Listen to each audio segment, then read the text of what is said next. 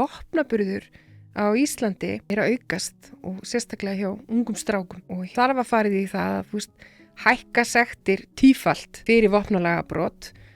Þar finnst mér við þar ertu í býsna beinum skilabúðunum það.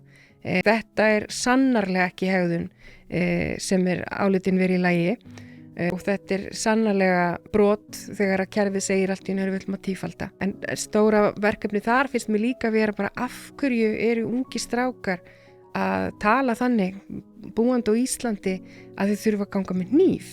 Hvað það í þeirra veruleika sem segir þeim að svo sé? Svo þarf þau ekki að hugsa það mjög lengi að manneski sem gengur með hníf eru langt líklegri til þess að beitanum heldur en mannski sem ekki með hníf. Ég meina það bara svona goes without saying að þetta bara mjög mikill, þetta mjög vondur signal breytta hegðun hjá strákum og hérna hefur við líka verið að tækla þetta bara svona gegnum samfélagslöggæslu og í mista skólarnir að stíga inn í þetta og ég meina foreldrar líka, við vorum að tala það áðan, þetta samtal sem þarf að eiga sér stað líka bara inn á heimilinu. Vita foreldrar þessar stráka af því að þeir gangum með hníf? Eru þeir samþykki því?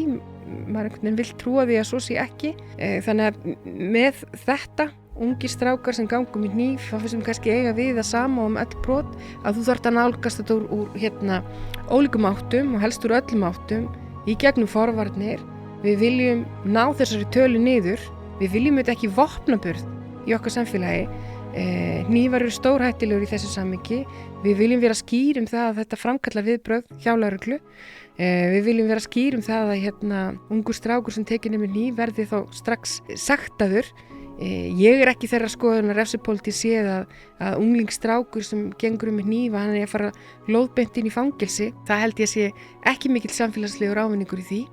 En það þarf að skoða hvað að gerast, af hverju líður þeim þannig að þeir eiga að ganga með hníf. Þakka þér kærlega fyrir að hlusta á þennan stutta bút. Þú getur nálgast þennan þátt og allt efni hlaðvarpsins Ein pæling á pardus.is/ein pæling.